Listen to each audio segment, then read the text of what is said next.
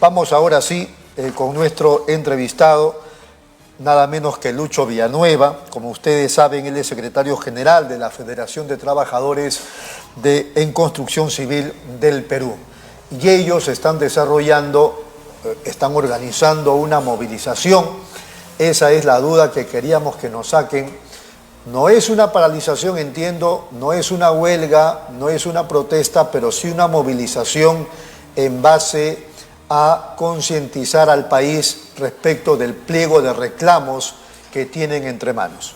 ¿Qué tal, Luis? ¿Cómo está? Muy buenos días. Muy buenos días y muy agradecido por esta oportunidad para poder conversar con los televidentes y también con los trabajadores de la construcción sobre la Jornada Nacional de Lucha que vamos a hacer el próximo jueves 7 de abril. Sí, lo que se trata es de una movilización nacional para presentar el proyecto de convenio colectivo para este año, para el sector de la construcción. Y es una solamente movilización porque los trabajadores que están desocupados participan libremente y los que están en obra participan en horas de la tarde porque ellos empiezan a laborar desde las 7 de la mañana hasta la 1 de la tarde y de ahí salen a participar en la movilización. Perfecto. ¿Eso va a ser cuándo exactamente? El jueves 7 de abril, aquí en Lima, la movilización empieza desde las 3 de la tarde. ¿Dónde? Y en la Plaza 2 de Mayo va a ser la concentración desde las 2 de la tarde. Estamos haciendo una convocatoria, va a ser una movilización que esperemos que tenga la asistencia que estamos proyectando, más o menos de unos 15.000 trabajadores de la construcción. ¿En Lima? En Lima. ¿Y también se va a desarrollar, entiendo, movilizaciones en provincias? A nivel nacional, son 200 sindicatos afiliados a nuestra federación que se están movilizando y más o menos hemos calculado en estar movilizando unos por encima de 200.000 trabajadores del sector. Porque no solamente estamos demandando el aumento de los salarios correspondientes a este año y con mucha más razón por la inflación y la pérdida adquisitiva del valor de los salarios, sino que también estamos expresando otras demandas, ¿no? Como por ejemplo, debe seguirse reactivando el sector de la construcción para generar empleo y poder enfrentar este problema económico que se está agravando. ¿La reactivación en qué porcentaje está en lo global más o menos ya, digamos, abierto? Bueno, miren, las últimas cifras son las que tenemos, las de finales del año pasado, que hubo un crecimiento importante. Claro, empezaron bien. Claro, un crecimiento muy importante y este año también sigue la construcción en esa dinámica, pero todos sabemos que se están avecinando problemas económicos, financieros, no solamente vamos a decir por los problemas internos del país, sino también exógenos, claro. Problemas exógenos que lamentablemente todavía no se encuentran las medidas adecuadas para poder amortiguar. Uno era el tema mismo de la pandemia, pero ahora tenemos ahí una guerra entre Rusia y Ucrania. Sí, la guerra lamentablemente está afectando, vamos a decir, el valor de los combustibles, de petróleo y el gas, y asimismo los alimentos, ¿no? Porque claro, Rusia eso está haciendo retroceder las inversiones respecto de construcción, supongo.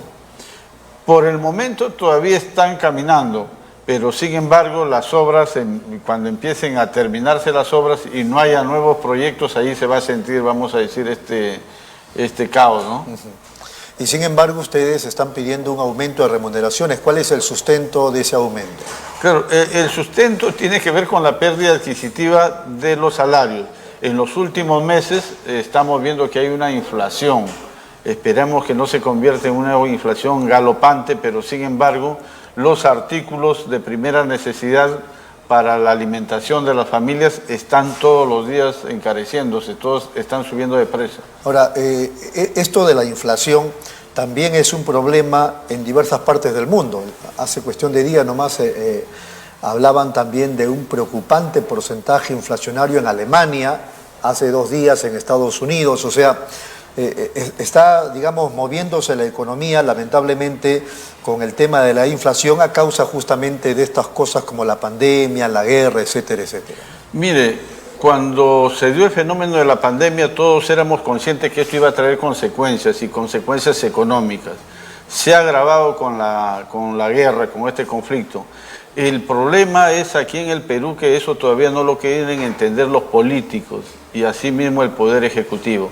Los políticos, digo, porque siguen intransigentes y siguen teniendo como primer punto de su agenda, vamos a decir, la vacancia, la destitución del presidente, y no dejan gobernar. Y el Ejecutivo también, porque no toma medidas concretas, ¿no? Porque todavía sigue cometiendo algunos errores en la designación de funcionarios, pero además no toma medidas audaces como ya lo ha hecho Argentina, Chile, para enfrentar este problema alimenticio que puede tener cada país, ¿no?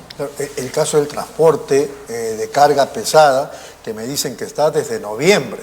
Ahora ya estamos en el 5º día de paralizaciones en distintas partes de las carreteras de nuestro país y claro, está pretendiéndose apagar algunos incendios, pero yo conversaba con algunos de los dirigentes transportistas y decían que nos rebajen el impuesto al rodaje o el impuesto selectivo al consumo. O sea, frente a las vicisitudes exógenas sí se pueden hacer cosas.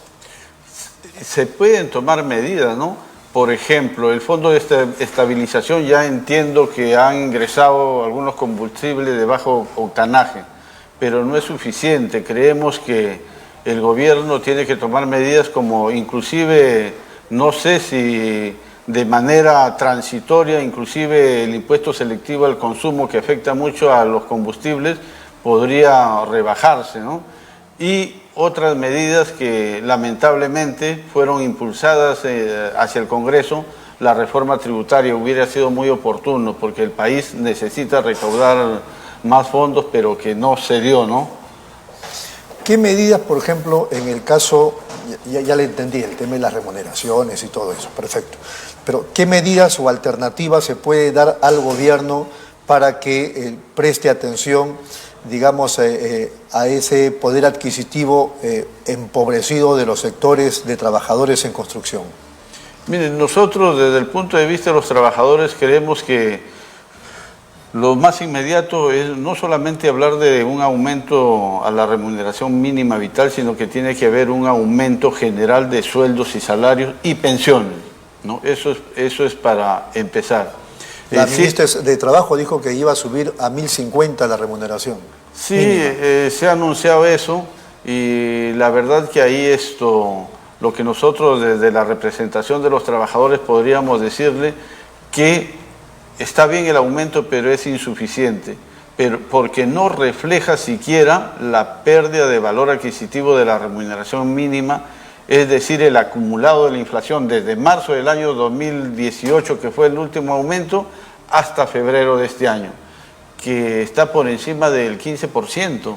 Entonces, por lo menos deberían aplicar ese índice inflacionario, pero vemos que no han tomado en cuenta en ello, sino que están tomando en cuenta el aumento que hubo en el 2016 y el aumento que hubo en el 2018.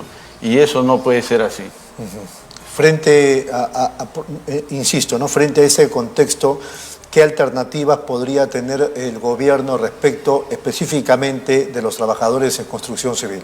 Miren, la negociación colectiva en construcción civil y los aumentos no se ven con el gobierno. Es una negociación entre la representación empresarial y la representación sindical de los trabajadores de la construcción. Ahí nosotros estamos en permanente diálogo con los representantes de Capeco. Lo que ya le hemos señalado es que tienen que tener en cuenta que un trabajador, vamos a decir, para ser productivo y estar dentro de la media, vamos a decir, de que siempre se habla de productividad, tiene que estar no solamente capacitado, no solamente vamos a decir que haya buenas condiciones de trabajo en las obras, sino que también los salarios tienen que procurar satisfacer las necesidades básicas, no solamente del trabajador, sino de la familia. Y ahí estamos hablando esencialmente de los alimentos. Yo estoy de acuerdo, pero Capeco les puede decir, está bien, pero el problema económico que ustedes tienen también nos afecta a nosotros. O sea, ¿cómo podemos nosotros mejorarles?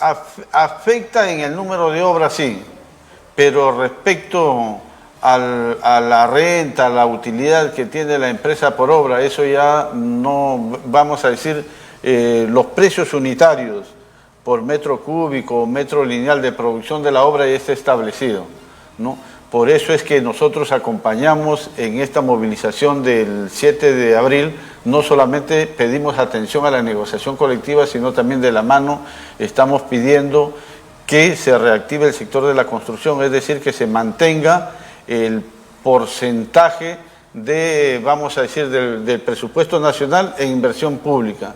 Y asimismo estamos pidiendo que se den condiciones favorables para que la inversión privada en el sector de la construcción no se contraiga. Claro, eso es más complicado, pero en el tema de la reapertura de obras del sector público, ¿cuál es el porcentaje de trabajo que se está desarrollando ahí actualmente? Miren, el sector, en la obra pública está en buen nivel, como lo he señalado. Y el año pasado eso ha merecido que el sector de la construcción tenga un crecimiento muy fuerte, está por encima del 15%. Lo que estamos pidiendo es que se mantenga ello, y para eso hay que dar una serie de... Para que ustedes pidan que se mantenga es porque ya manejan alguna información que se puede retrotraer. Sí, por los problemas económicos y porque además en provincia muchos de nuestros afiliados nos están diciendo que han terminado las obras, algunas obras, y no se han empezado nuevas obras. Entonces eso ya es síntoma de una contracción que hay que pedir al gobierno que lo enfrente con decisión, ¿no?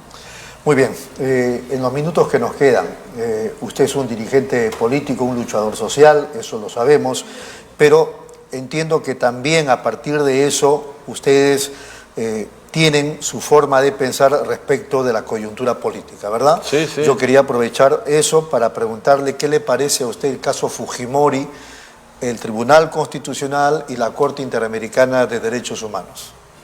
Mire, el problema es que yo entiendo a la familia y entiendo a los fujimoristas que desean tener a don Alberto Fujimori, vamos a decir, ya no en la cárcel de Barbadillos, sino por lo menos cumpliendo una pena en su domicilio. Pero para ello están equivocando el camino, porque están forzando el marco legal no solamente nacional, sino internacional. Y yo creo que por ahí no es el camino. ¿Cuál sería el camino?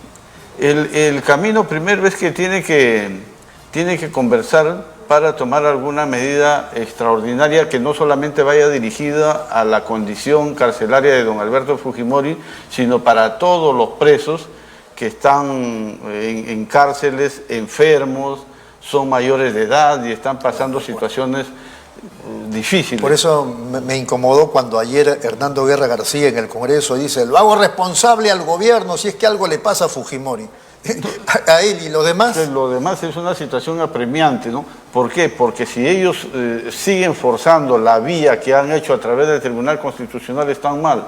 Porque la propia Corte Interamericana señaló que don Alberto Fujimori ha cometido crímenes de lesa humanidad. Y además de ello está obligado a cumplir ciertas condiciones que no las ha cumplido, como pagar la reparación civil y todo, y otras cosas, ¿no? Ahora, hay un tema adicional y anecdótico, si se quiere. Cuando PPK indulta a Fujimori, la movida política de Keiko Fujimori lo hace retornar a su padre a prisión. Así es, ¿no? Y ella está echando la culpa que debe reconocer a otros. En verdad... vamos a decir, todos sabemos que el indulto tuvo un mal inicio, hubo unos negociados políticos, pero sin embargo se dio. Pero ella fue la causante porque tenía una mayoría absoluta en el Congreso y ella removió todo eso y trajo las consecuencias que ahora se están viviendo. ¿Qué le parece el caso de la censura a Hernando Condori, el ministro de Salud? Bueno, es un ministro que estaba muy cuestionado desde su designación, y que más bien ha demorado mucho porque esto ya había sido... Se hizo uno el Congreso, ¿no? Se hizo uno el Congreso, entonces no, en verdad el señor era insostenible, ¿no? Su situación en el Ministerio de Salud. Muy bien, usted podría en estos segundos que nos quedan expresar alguna, no digo garantía, pero por lo menos alguna esperanza de que los políticos sientan, sensibilicen su situación con la situación de los millones de peruanos que atraviesan caóticos momentos? Lo que yo podría hacer desde mi posición de dirigente sindical, hacer un llamado tanto a los congresistas y asimismo a los señores que están representando en el Poder Ejecutivo desde el Presidente de la República, que depongan estas actitudes de confrontación y de una vez por todas empiecen cada quien desde su posición y representación de autoridades a trabajar por el Perú. millones de peruanos estamos pasando situaciones muy difíciles, sobre todo por estos aumentos diarios de los artículos de primera necesidad. Se avecinan grandes confrontaciones sociales y hay que evitar todo ello, ¿no? Ahora, también es notable que en estos contextos de dificultades hay quienes aprovechan la situación para fastidiar más en estos temas. Así es, definitivamente. Hay gente que se usa pues en la izquierda, vamos a decir, agudizan las contradicciones, ¿no? Sí, y del caos sacan provecho. Exacto. Llevan agua para su molino, como se suele decir. Así es. Ojalá que eso cambie. Ha sido muy amable, Luis, muy gentil. Muchas gracias a usted y éxitos. Ha sido Luis Villanueva, secretario general de la Federación de Trabajadores en Construcción Civil del Perú.